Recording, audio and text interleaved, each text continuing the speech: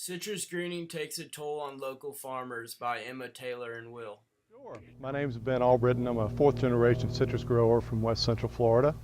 We have properties we own in Hardee and Manatee counties. The changes in the industry for the last few years, they've really been very dramatic.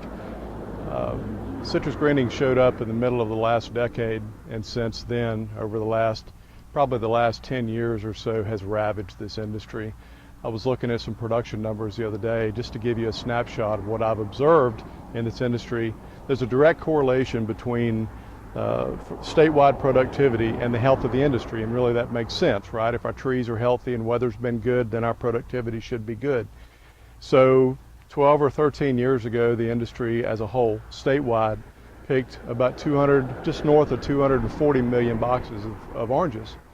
This last year, we're somewhere around 70 million.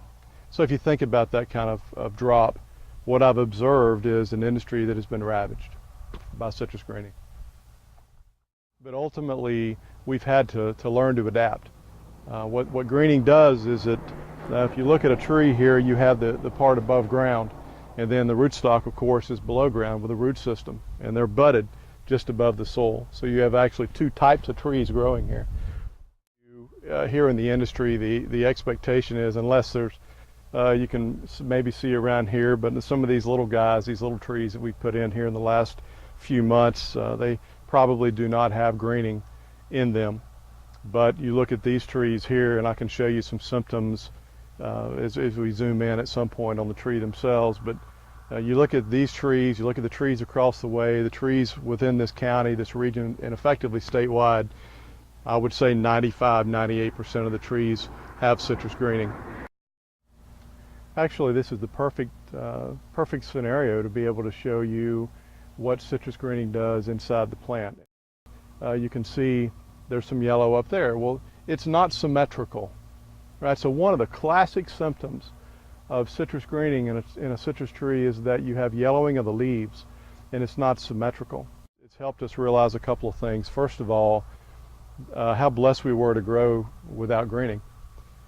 We have really been pounded by this, and it's changed not just our growing practices, but quite frankly the emotion of the industry. So there's still some optimism floating around, but at the end of the day, it's affected us in nearly every single way: emotionally, psychologically, financially, horticulturally. It is, I don't know, it's kind of like wanting to breathe, but there's not any air to breathe, really. So, it's changed us in ways that's it's going to change not just us as growers, but the industry as a whole. It's changed us in ways that will be generations repairing. I hope in 10 years we have an industry, and I know, it's kind of like 50 years ago if somebody was to say, well, one day Kmart will file bankruptcy. If somebody had said that 50 years ago, the folks around them would have looked at them and said, you're crazy. I mean, there's no way a big, strong, growing company like Kmart would ever file bankruptcy, but yet look what's happened, right? The environment's changed, the situation has changed. So, for me to sit here and say, well, I hope that we're here in 10 years. 20 years ago, somebody would have said I was crazy to say something like that. Now let me be sure and say this, though, that that's probably a realistic perspective on the industry. It's there's a risk if we don't have some solutions really quickly. At the end of the day, I'm hoping we're here, and we're not having to try to find something else to do with our land. I love growing citrus, and all the people that I know